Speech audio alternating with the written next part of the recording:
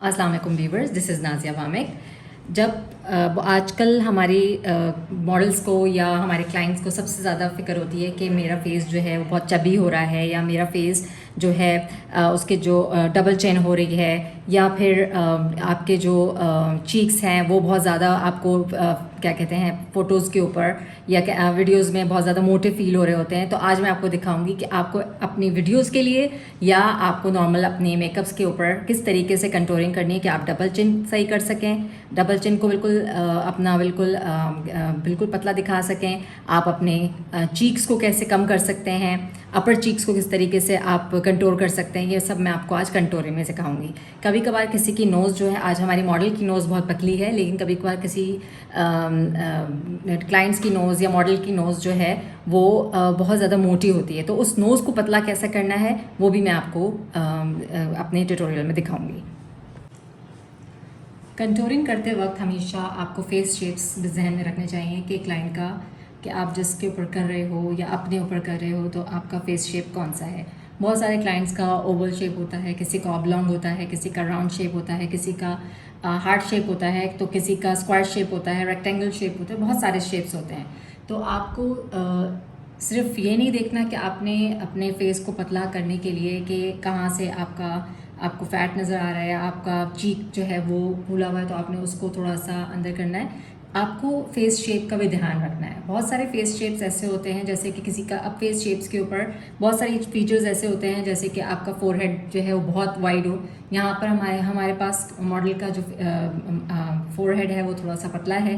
तो अगर अब मैं आप कहेंगे कि हर फेस शेप के हिसाब से जो कंटूरिंग की जाती है, तो अब मैं बहुत सारे अपने क्लासेस में मैं जो कंटूरिंग सिखा रही होती हूँ तो मैं इस चीज़ का कहती हूँ कि ख़ास ध्यान रखें कि ज़रूरी नहीं कि हर फेस के ऊपर, हर शेप्स के ऊपर आप जो है कंटूरिंग जो है आप फोरहेड के ऊपर भी करें। आपको फोरहेड देखना पहले कि फोरहेड में हम कंटूरिंग करते क्यों हैं, क्योंकि हमें फोरहेड, किसी का बहुत चौड़ा फोरहेड है तो हमें उसको पतला करना होता है। तो जब हमारे पास ऑलरेडी इतना छोटा फोरहेड मौजूद है तो हमें उसको और ज़्यादा छोटा करने की ज़रूरत नहीं है। फिर हमारे पास दूसरी तरीका होता है फोरहेड को छोटा करने का। वो हम जब जिस तरह से हम अपना हेयर डू करते हैं तो हेयर डू भी हमें हेल्प आउट करता है हमारे फोरहेड को छुपाने के लिए।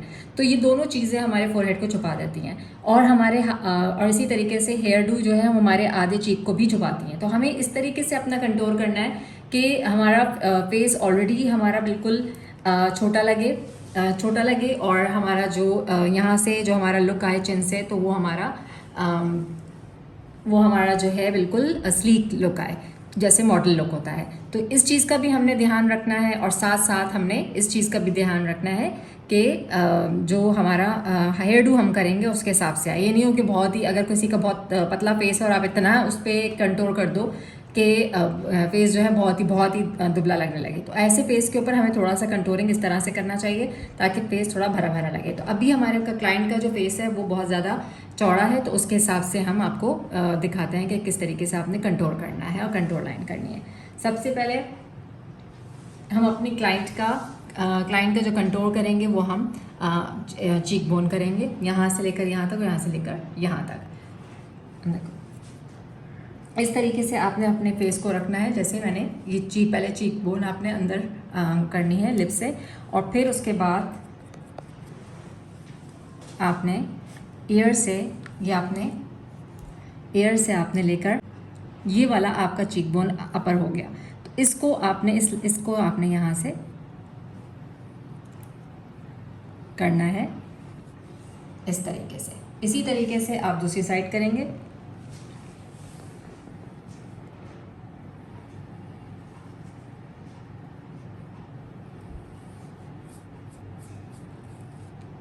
ये आपका एरिया होना चाहिए।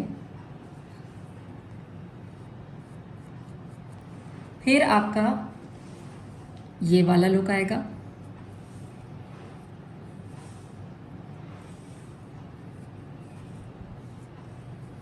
और आपने डबल चिन भी ख़त्म करनी है।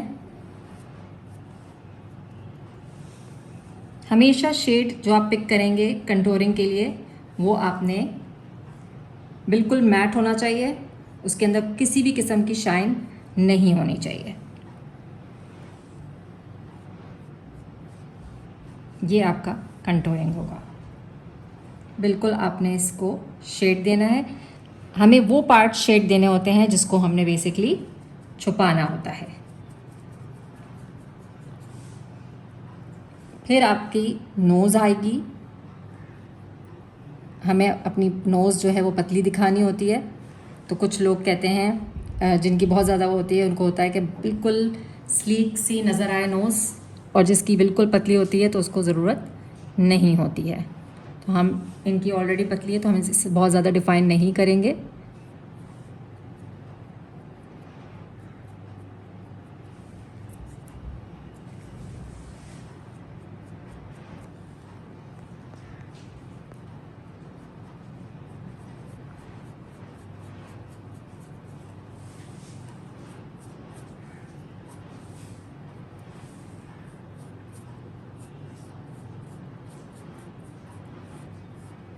ये हमारा एरिया होगा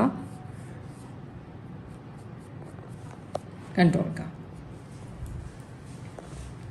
हम इसको ब्लेंड करेंगे अंदर।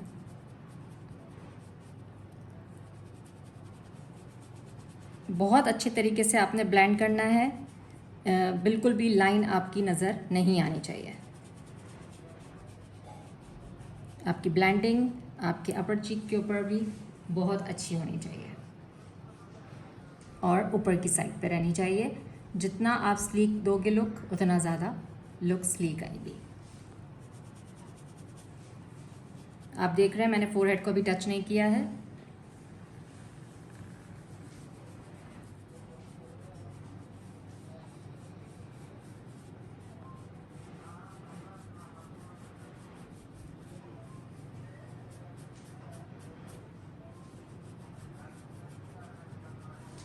कंटूरिंग का शेड अब जब क्लाइंट्स पूछते हैं कि क्या होना चाहिए, या स्टूडेंट्स मेरे पूछ रहे होते हैं कि कंटूरिंग का शेड हमें क्या रखना चाहिए, तो आपको इस चीज़ का ख्याल रखना है कि कंटूरिंग का शेड जो है वो आपकी अपने जो भी आप फाउंडेशन यूज़ करें या आपका जो भी फेस कलर है उसके हिसाब से 2 शेड डार्कर होना चाहिए कंटूरिंग का शेड। इससे ज़्यादा लाइटर नहीं होना चाहिए। कुछ स्टूडेंट्स मैंने देखा है बहुत ज़्यादा डार्क शेड यूज़ कर लेते हैं, जिसकी वजह से बहुत एकदम से प्रोमिनेंट उनके ऊपर लुक आ रहा होता है कंटूरिंग का। ऐसा ना करें, बल्कि सिर्फ 2 शेड डार्क रखें ताकि आपका कंटूर जो है, कंटूरिंग के स्ट्रोक्स ऐसे होने चाहिए जो ऑन पॉइंट हो। तो that is the best thing.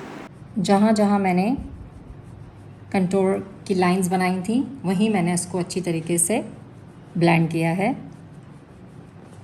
आपने देखी कि किस तरीके से हमने कंटूरिंग की है। अब मैं हाइलाइटर लगा रही हूँ।